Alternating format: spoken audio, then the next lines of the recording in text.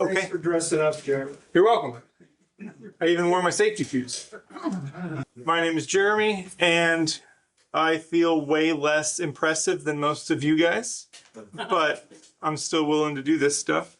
So, mandrel is a thing that goes onto here, and it lets you do other things. So, this is basically what I started turning with. Not this one, but it's just a little mandrel. I'm just gonna hold still and you guys can do what you do. It's 3/8 by 16. It threads onto the headstock. They do make some that goes into the Morris taper, but they're terrible. And if you want to get one, I recommend one of these. So there are tons of different things that go onto this mandrel that you can turn, and then they don't seem very impressive except for the people that you give them to who've never seen something that's wood turned. So for us, they're kind of, it's just a little spindle that doesn't take much to do. But if you give it to someone, they're usually happy with it. So this will turn a bottle stopper,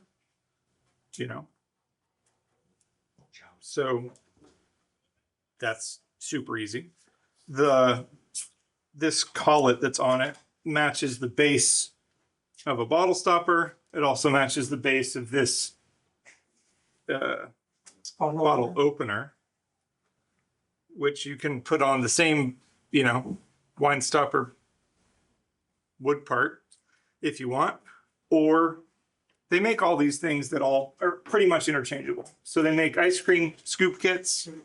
Some people are very particular about which kits they like Larry. They also make ice cream paddles. They make, conventional bottle openers.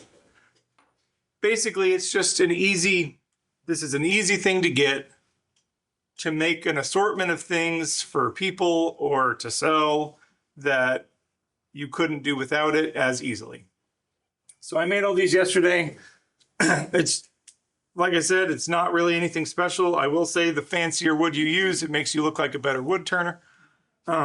This is some sort of rosewood, I think. But it's just a bottle opener that stands up if you want it to. Or you take it off and you turn it into something else. All of these also fit. Don't roll away. If you have a friend who has beer in their house, which people now do, which I find crazy, not normal beer in a bottle, but beer in a keg. They make these, so it's just a beer tap, right? But this threads on this exactly as well. And now you have a nicer beer tap handle than the little piece of plastic crap that it came with.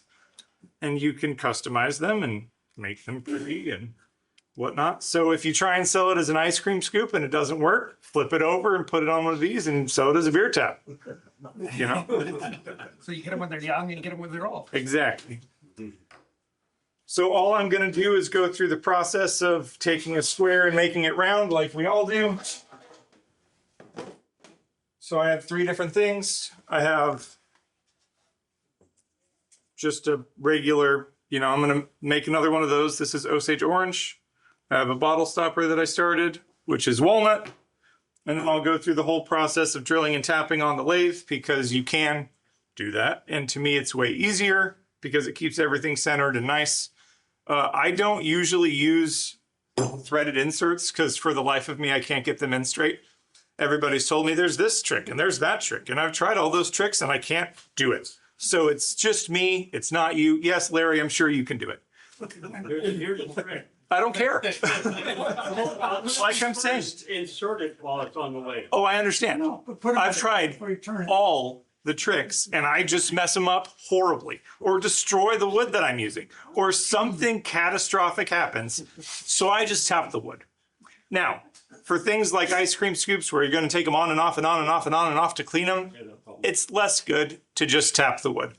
So if it's wood that's not as dense or whatever, you can reinforce the threads with CA glue and then tap it again. And it kind of gives it a little more substance. But with the acrylic, you don't have to do that. I mean, this stuff just stays. Also, you can do this out of acrylic and then people are like, ooh, that's pretty and it's not wood. But make sure you have breathing protection on because it's poison. All right. So I will tap and, nope, you stay. I also have a tiny lid, so I need this little thing that changes the size. So this is just the other end of this. I already put an X on it and marked where it is. It's not flat, so I'm just gonna do all the things.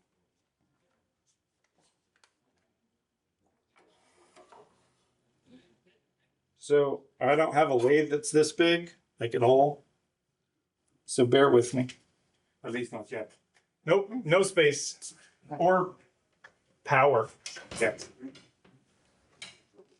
Oh, I also 3D printed this little thingy-mabobber that holds all my stuff because I also don't have enough space for anything. So this is just a 3/8 drill bit, and I have it marked in a couple places. So these threads are really long. It's when I normally turn wine stoppers. It's half this. So So do you drill with 3x? I think so. No, Shouldn't they be smaller than it has to 3x? be smaller than Well, then it's smaller than that. that. The tap's 3/8 though. Yeah. So, but that's the outside of the tap. So you have Right. to drill. So I trust you, Martin.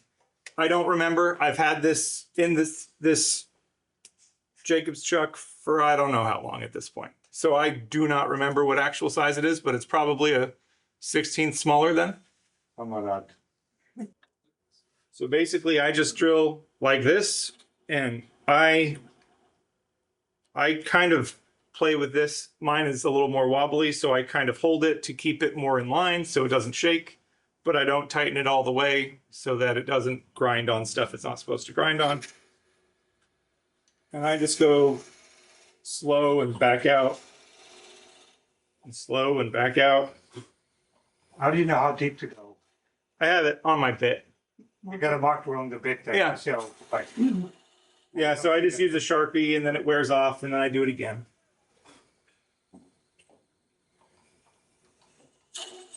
This is also much nicer than mine. This handle like works and stuff.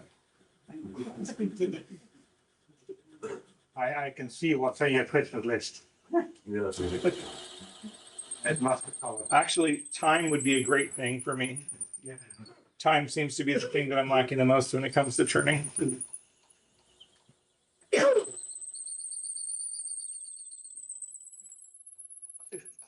So if you don't back out as you drill, all the chips get impacted and then nothing comes out and then it burns and it breaks everything and everybody's sad.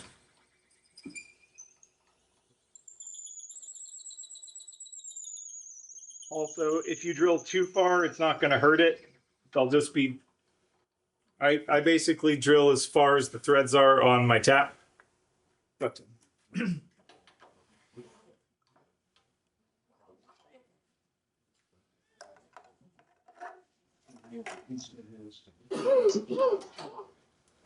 I also blow that out, but I don't have air here.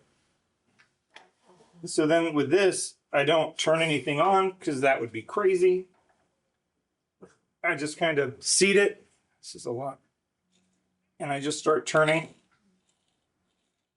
And so it's tapping the wood as I go. And then I back out again just to make sure it breaks free all the stuff that's there. So this is, I don't know how well you can see, but it's actually pulling the tap into the wood and tapping it as it turns. You're applying pressure to the tailstock also. I am on this because I don't think it'll move it without me. I think it'll just start spinning. On my little one, it just goes because it doesn't weigh anything. Yeah, but I think you're supposed to go 2 turns or something and then back out a quarter turn. I just back out whenever I feel like I should. Well, depends a little bit on the type of wood, of course. Yes. That probably makes sense too. Do you use a special tap or just use a conventional tap? This is just I probably got it and it's probably made for wood, but I don't know. It's just a 3/8 by 16. Any cap will work. I have used another one that didn't have 4 flutes in it and it didn't work as well because there's more waste, I guess. Oh, good grief. Yeah, whistle, that's the flute. He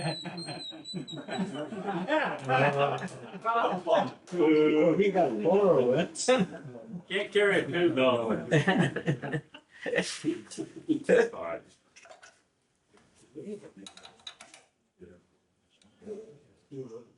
I'm always wrong every time I choose which way to turn on this thing, no matter how long it's been.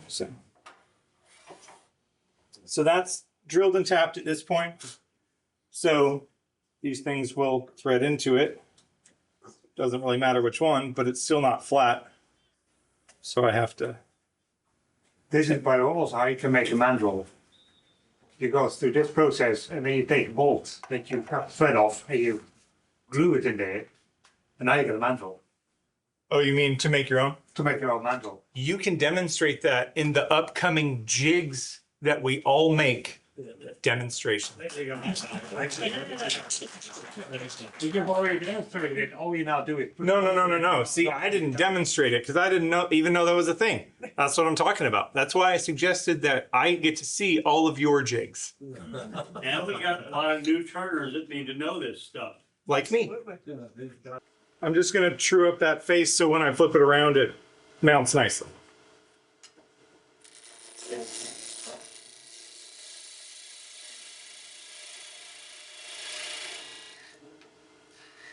Did I bring another one?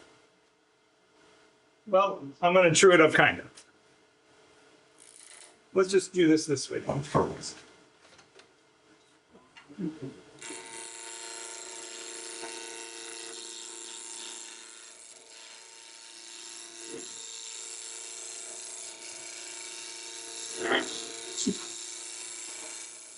Don't touch the peas.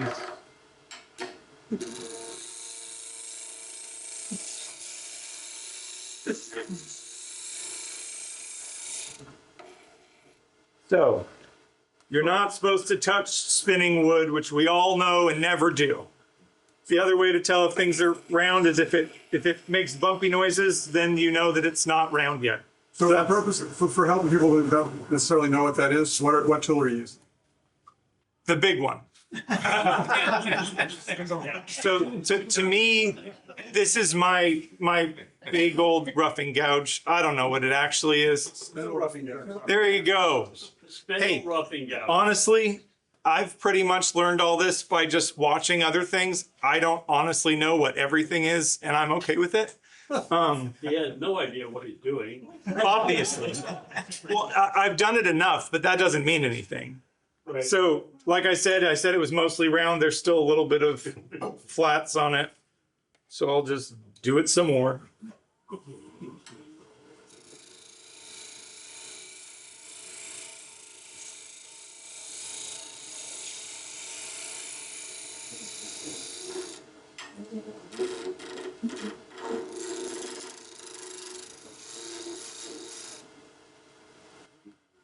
I also don't like sanding, so I try and get as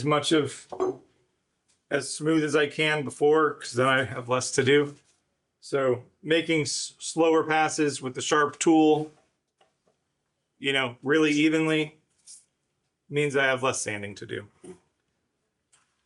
So even though that's not flat because I didn't bring the right tool, we're going to pretend it is.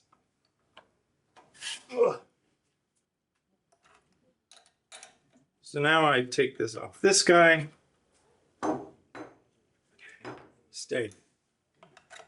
If you had flattened it, it wouldn't have fallen over. Thanks. I did for next time. Just, Is there a big?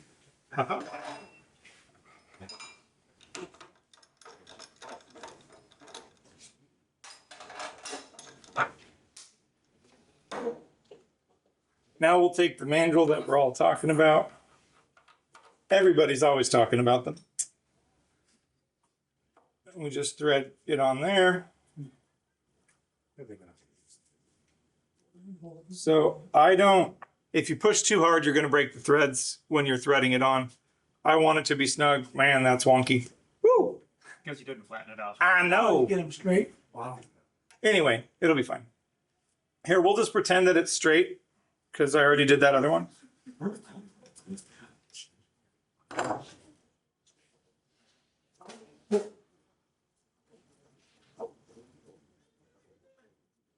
Look at how straight that is. All right.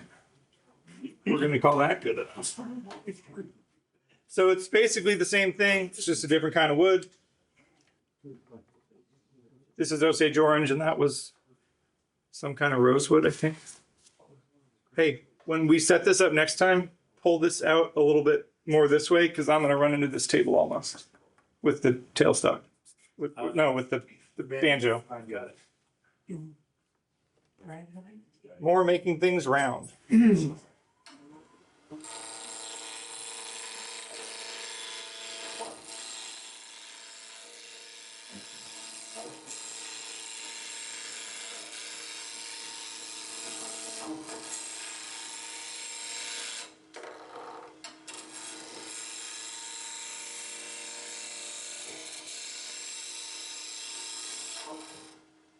Not gonna lie, I used to be so impressed when you guys would do that because I'd never used conventional tools, and I'm like, oh my god, how did they get it round so fast? Getting the right tool for the job makes such a difference. Sharpening tools help too. Yeah, I finally figured out how to do that.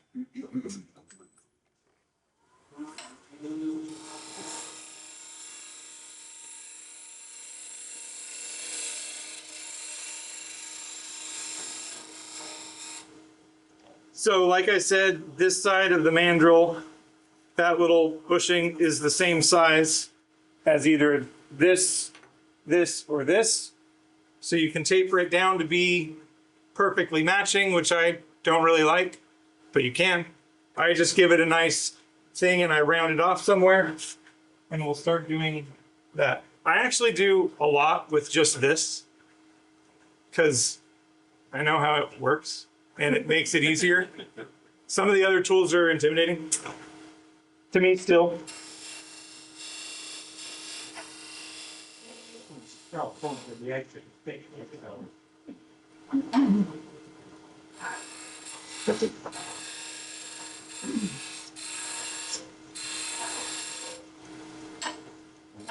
we can.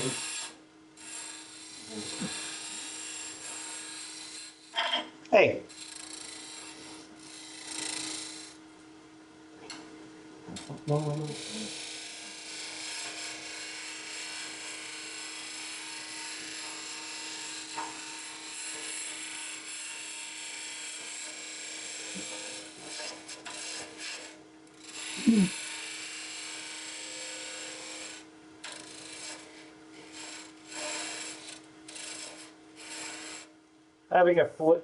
Having a flare out at the bottom of it gives your hand somewhere to stop, which is not necessary, but it feels more comfortable to me.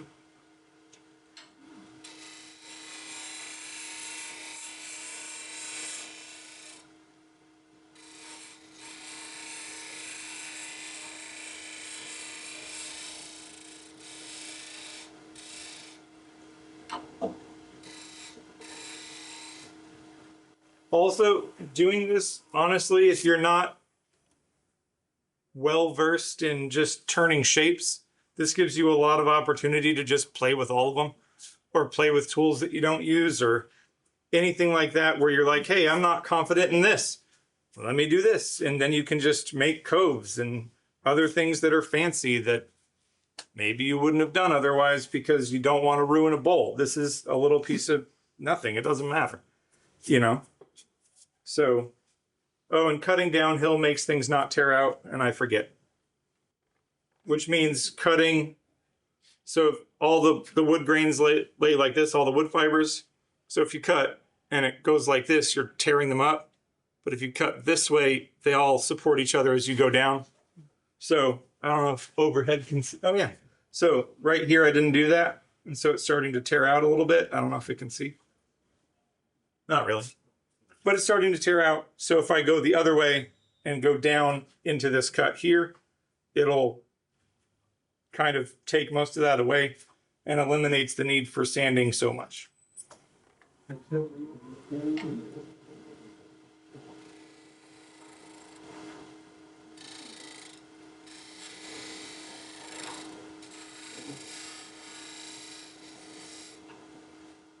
And if you're doing really, really little cuts, it doesn't much matter. So here's my other littler tool.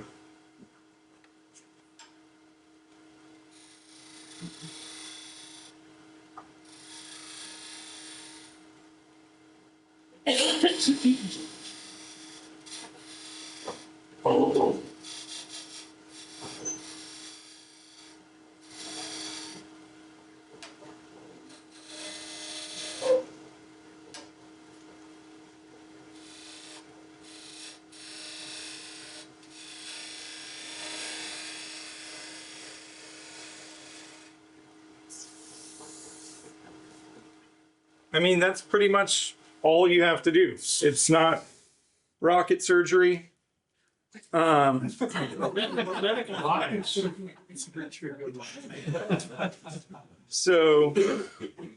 pretty much now you have a functional handle. I mean, it's not perfect. It's not all the way beautified, and there's still wax on that end. But all those things can be taken care of quite quickly, which we will also do. Let's see.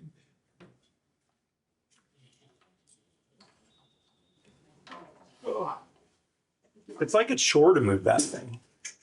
So I'm not super great at end grain anything, but I'll try and we'll see what happens.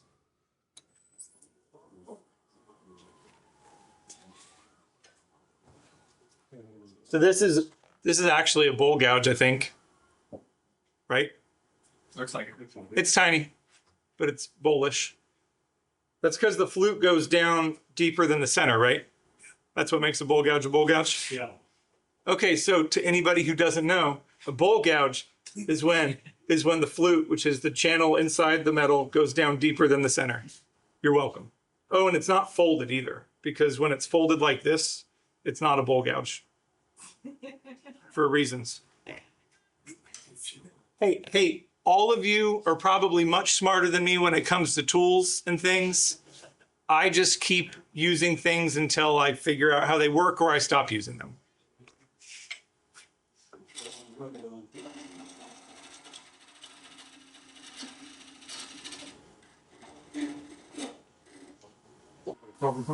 I forgot sandpaper, so I ran out to my car and grabbed this off my sander that's in there. If you keep it down the way you like. My car is full of tools. Wait, aren't your guys' cars full of tools? So all this is, I think this is 220. When you sand these things, it took me a while to figure out how to do it better. I don't want to get poked. I do everything on the lathe. I let it spin, and then I just go this way with the grain, and it'll get out most of the lines that you put into it by sanding it the other way. Pretty straightforward. And grain's its own thing. It doesn't like to be sanded. I basically just use things that are wax and grit to, make things. I don't like finishes that I have to think about, to be completely honest with you. I don't like much that I have to think about. So this is scratch free, which is just a paste that has polish in it and wax and little like grit. So basically, but it comes in a much smaller thing and costs much more. Well, that makes sense.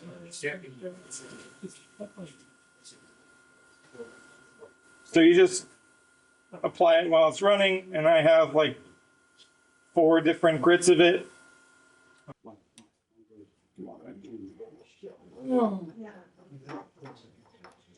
And then you can decide what you want it to be once you're finished.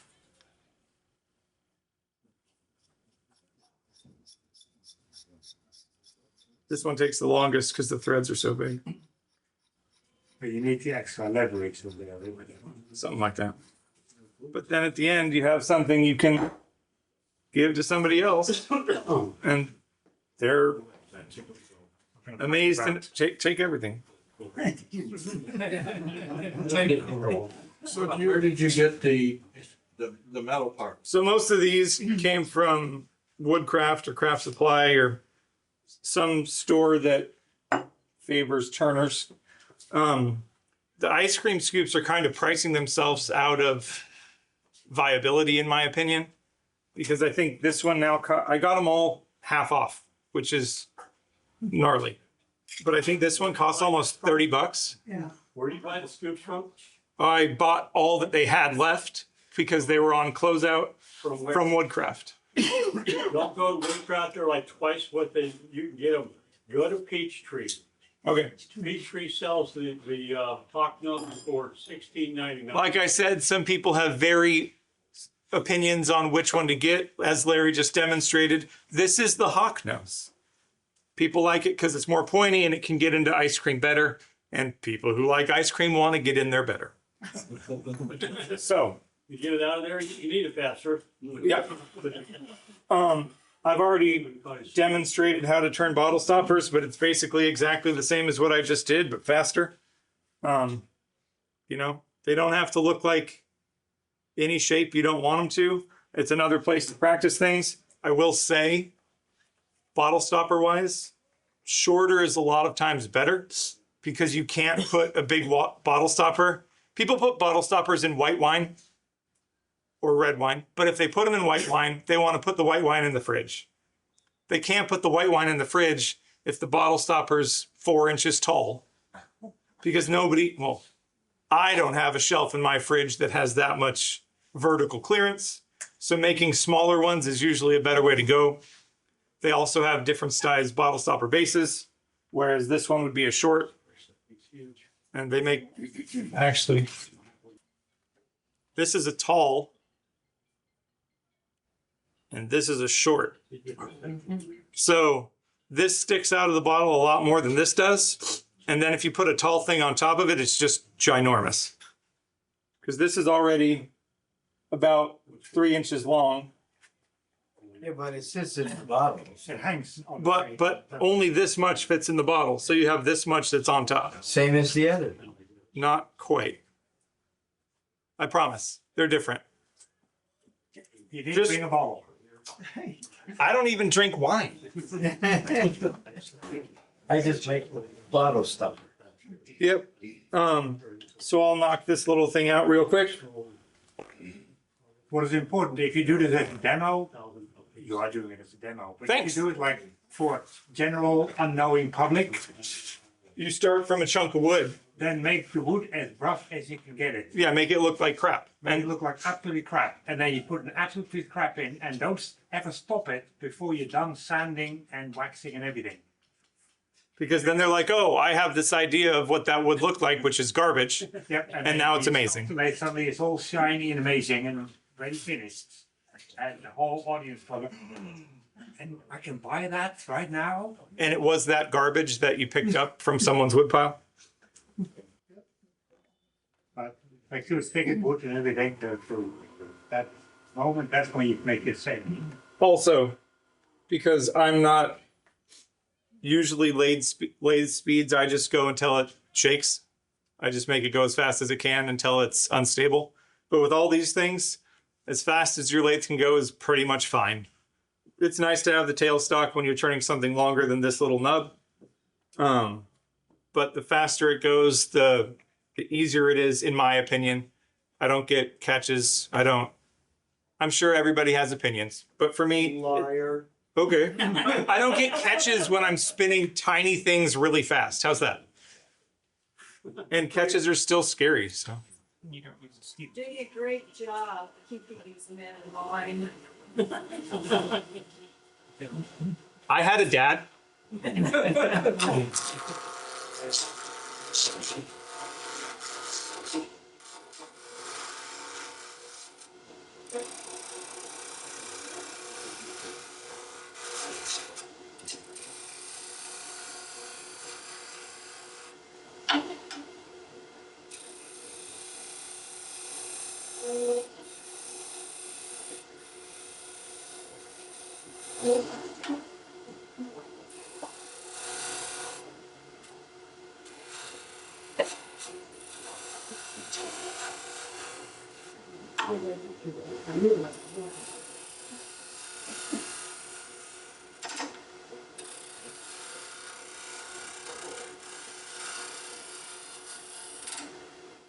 that chatter's happening because I'm lifting my tool because I'm not used to a rest like this.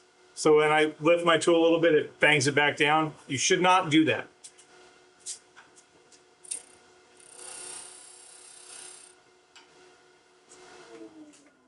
But I mean, that's pretty much the same now.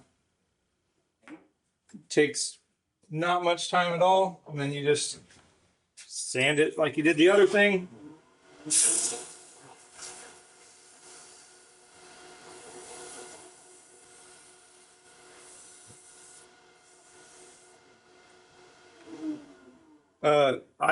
When I started making these originally, I would always forget to sand this bottom surface because, you know, it's not in my brain. But then when you put it onto something, you're like, oh, it's sticking out and it's messed up and gross. So remember to sand the bottom, even though it's real close to the mandrel, just get something in there. You can even unscrew it and put it back in your mantle. That sounds crazy, Martin. I know. Don't talk this crazy nonsense. Screw it, put it on top of a 5 feet of paper and cover around it. I know. Now you can screw it.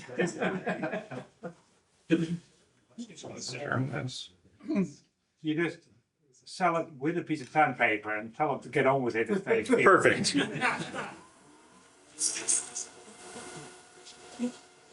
And just tell them not to put it in the dishwasher.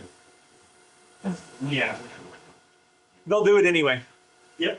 And then you can tell them another one. All right, I've had multiple people be like, oh, this fell apart. And I'm like, hey, remember that thing that it said on the label that I told you not to do? And you did? They're like, what thing? I'm like, you put it in the dishwasher because I can tell by how it fell apart. They're like, no, I didn't. I'm like, someone in your house did. Also, rub some finish on the bottom. Doesn't have to be a lot. Just so it changes the color. And you have another one of them. Here. Perfect. See? It fits right in, Wally. That's why they call it something. And that's pretty much all I've got. They make a bunch of kits for this size mandrel. It makes it really easy to give people gifts. If you don't like them, give them a small one. If you really don't like them, don't make them anything. Jeremy, that's how you make a round thing fit a square hole. Technically, that's a mixture of square and round. So you put wax on. Do you use any other finishes on top of that? Nope. You just use some. So basically, I just use a wax that has polish in it. So it brings out the natural, you know, whatever. And then it feels good to the hand. There's no, I feel like lacquer and all the other finishes. So if I used anything else, I've used lacquer before because sometimes it makes certain woods look better. But I only do that because it's fast. I have no patience and ADHD. And so doing these like 11 layer finishes that some people use, I just can't hang. Finishing something over the course of several days, that's not for me. So I slap on this stuff. It feels good in your hand. After you buff it off, I like to be able to feel the wood too, not feel the plastic on top of the wood, kind of. Do you use like Mohawk's friction polish? Well, this is basically a friction polish, but it's Dr. Kirk. I think it's just Craft Supply's version of the same thing that everybody else uses, but like I said, in smaller containers that cost more. But I also use that on acrylics. So that stuff works really well on acrylics. It busts out a lot of the little scratches. Like these are both, well, so this is acrylic and this is resin, but it gets a lot of the stuff out. I also use something called plasti polish, which works okay, but it's not great. What are your favorite woods for this? And what other woods that you would, I would never use yews. It's something that you can have near fruits, actually. Technically, in my opinion, none of these go near food. I mean, it's near the food, but it's not in the food and you're not licking it afterwards unless you're really different. So What shape, you know, and everything, but okay. basically for me, all of these woods, it doesn't make any difference. I use hardwood because softwood doesn't hold threads at all. Like someone asked me to make them a redwood something and tried to put a threaded insert in it and totally destroyed it. So I just don't use softwoods. I use hardwoods. Most of the little spindle blanks that you can buy are fine, or anything that you can cut out of any wood and that you would burn, because people don't burn softwood, right? Yes, Larry. Do you put, It's okay. Words are hard. super glue in your threads to harden them? So It with redwood and it works pretty well. So when I started, I did say that sometimes I reinforce the threads with CA glue, That is, uh, but a lot of times I only do that if it's something that's going to be taken in and out a lot. Like, as far as I'm concerned, anybody who buys an ice cream scoop is never going to take it off because they don't, their brains don't work that way. So why would I need to reinforce the threads? They're never going to unscrew it. They're going to get it wet and destroy it, and that's their own prerogative. But I just, if it feels not great when I thread in whatever I'm threading, I might add more and then tap it again. Did you ever use threaded steel inserts? So I have a problem with threaded inserts where I can never get them to go in straight.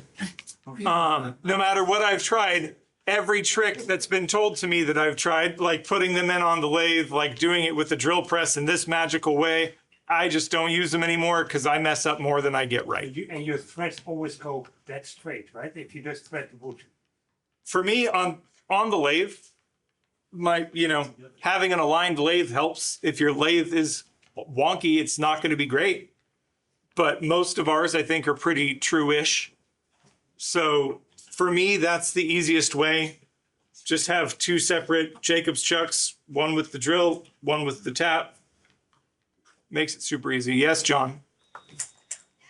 Sorry. No, you're fine. That means it's your turn, John.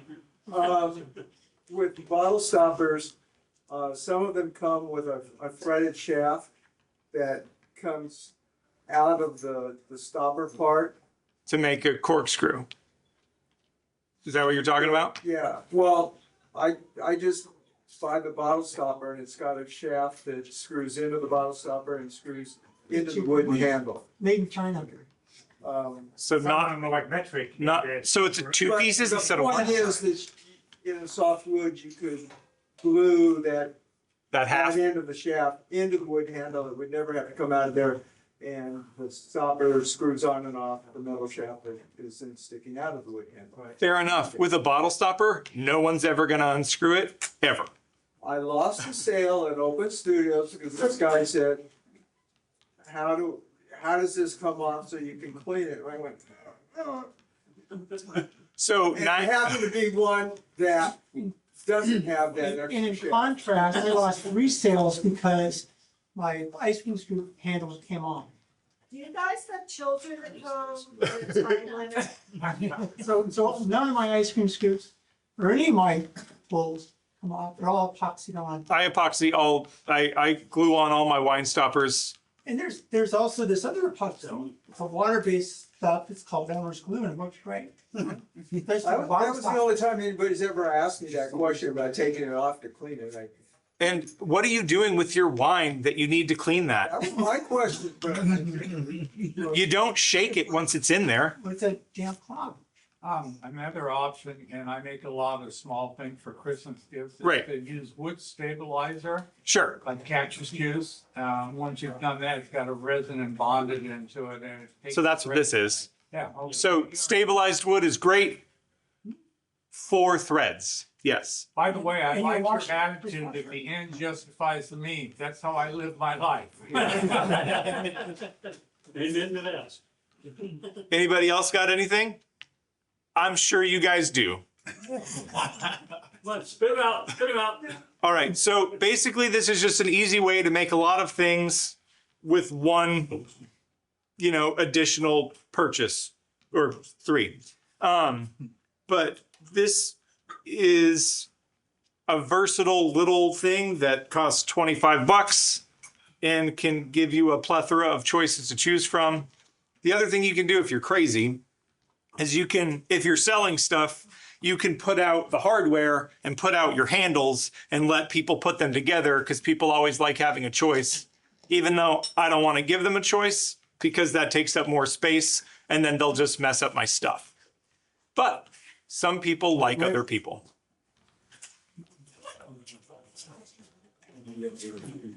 Thank you, Jeremy.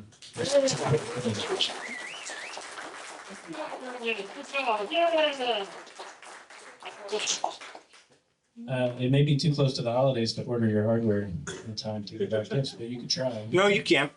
One last thing is with the bottle stoppers, I only use stainless steel because the other ones pit and look like crap after a year. So it costs maybe $2 more for the stainless steel version. Don't buy the cheaper ones because they're garbage.